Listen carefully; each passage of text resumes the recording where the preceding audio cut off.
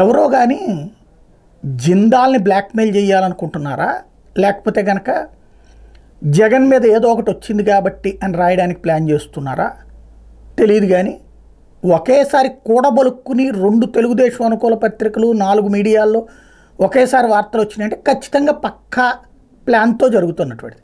ఇప్పుడు తాజాగా నిన్నటి వార్తకి ఇవాళకి తేడా ఏంటంటే, నిన్న సజ్జల రామకృష్ణారెడ్డిని తీసుకొచ్చారు, జగన్మోహన్ రెడ్డిని తీసుకొచ్చారు, తర్వాత మాజీ కుక్కల నాగేశ్వరరావు వాళ్ళకి సంబంధించినటువంటి ఆ అబ్బాయిని విద్యాసాగర్ రావుని పట్టుకొచ్చారు.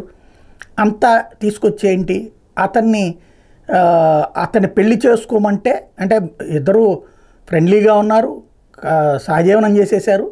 పెళ్లి చేసుకోమనేటప్పటికి అతను తీసుకొచ్చి సజ్జల రామకృష్ణారెడ్డికి చెబితే సజ్జల రామకృష్ణారెడ్డి ఆ అమ్మాయిని పట్టుకురమ్మని చెప్తే పట్టుకొచ్చిన తర్వాత అమ్మాయిని కేసు పెట్టి అరెస్ట్ చేసి జైల్లో పెట్టి హింసించేశారు.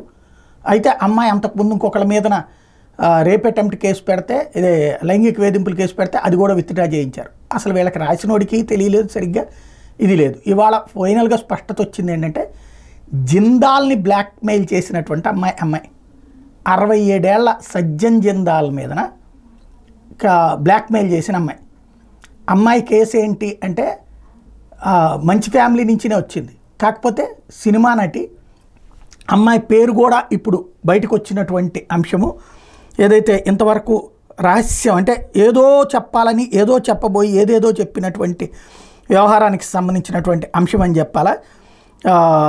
అసలు విషయం ఏంటంటే, తండ్రి ఓ మర్చెంట్ నేవీ ఆఫీసర్, తల్లి ఆర్బీఐలో మేనేజర్, తను డాక్టరీ చదివింది, తాత పేరు మోసిన సామాజిక కార్యకర్త, తల్లి బదిలీతో ముంబైకి మకాం మార్చింది, చదివింది డాక్టరీ అయినా మోడల్గా నటిగా ఇంట్రెస్ట్, మలయాళం కన్నడం పంజాబీ హిందీ భాషలో నటించింది, ఓ తెలుగు సినిమాలో కూడా ఆఫర్ వచ్చింది.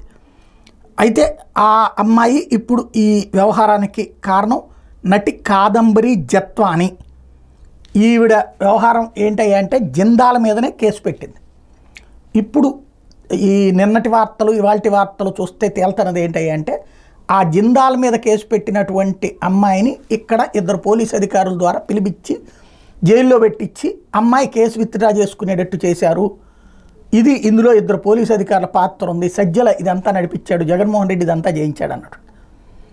అసలు విషయం ఏంటంటే, వీళ్ళకి కూడా తెలియంది, ముంబై పోలీసులే ఎవరైతే ఈ అమ్మాయి కేసు పెట్టినటువంటి ఏరియా పోలీసులే అక్కడ కోర్టుకు నివేదించారు, ఈ అమ్మాయి ఎలాంటి ఆధారము లేదు, పచ్చి అబద్ధం చెప్తోంది, అతన్ని బ్లాక్మెయిల్ చేయడానికి ఈ కేసు పెట్టింది అని వాళ్ళే చెప్పారు. అప్పుడు ఎక్కడ పోలీసులు వచ్చి పట్టుకుని రాయించాల్సిన పని ఏంటి అంటేనే అర్థమవుతున్నది కదా. ఒకవేళ నిజంగా అట్లాంటి వేధింపులు అయితే ఆ అమ్మాయి ఖచ్చితంగా అక్కడ పోలీస్ కంప్లైంట్ పెట్టుండేది, దాన్ని ఏమంటారు పోలీస్ కంప్లైంట్ పెట్టింది అక్కడ. ఆ తర్వాత మీడియా ముందుకు వచ్చేది, ఆ లెక్కలు చూపెట్టేది, ఆధారాలు చూపెట్టేది. వాళ్ళ రోజున ఆ అమ్మాయి విషయంలో ఎవ్వడూ దాచేది లేదు.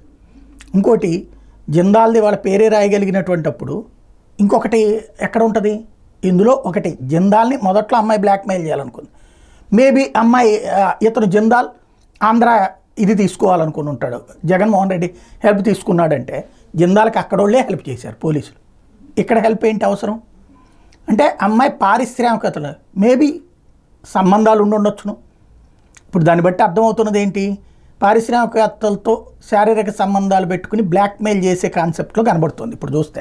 ఎందుకంటే ఇప్పుడు విద్యాసాగర్ రావు పేరు తీసుకొచ్చారు, ఇందులో ఇది అన్నారు, అక్కడ జిందాల్ది పెట్టారు. అంటే వాళ్ళతో చనువుగా ఉండి ఆ చనువుగా ఉన్నటువంటి దాన్ని చూపెట్టి పెళ్లి చేసుకుంటావు లేకపోతే కనుక ఎంతో అంత డబ్బులు అడగటం అన్నట్టు. ఇది ఒక పెద్ద బ్లాక్మెయిలింగ్ డిమాండ్. ఈ మధ్యకాలంలో ఇది ఒక కొన్ని బ్యాచీలే తయారైపోయినాయి, కొంతమందే తయారైపోయారు. మన తమిళనాడులో అరెస్ట్ కాలేదు, అట్లాంటి వాళ్ళు బోల్డ్ అంతమంది తయారవుతున్నారు. ఇలాంటి దాంట్లో దొరికేశాడు జగన్మోహన్ రెడ్డి గారు, లేకపోతే దొరికేశాడు సజ్జల రామకృష్ణారెడ్డి గారు, ఇట్లాగా. అంటే మనం మాట్లాడుకుంటున్న భాష అట్లా ఉంది, అంతకు తప్పించేలేదు. నిన్నేమో అతను ఎవరో విద్యాసాగర్ మోసం చేశాడు, విద్యాసాగర్ అమ్మాయిని మోసం చేశాడని చెప్పారు, ఇవాళేం జిందాల్ మోసం చేశాడని చెప్తున్నారు. వాస్తవంగా ఏంటంటే, వార్తలో ఒక వాస్తవం ఉంది, 3 పాత్రలు ఉన్నాయి, జిందాలు, అదే సందర్భంలో అమ్మాయి, మూడవది పోలీసులు. ఈ 3 పాత్రలు నిజం, మిగతాదంతా కల్పితం, ఎవరిష్టం వచ్చినట్టు వాళ్ళు రాసుకుంటున్నారు.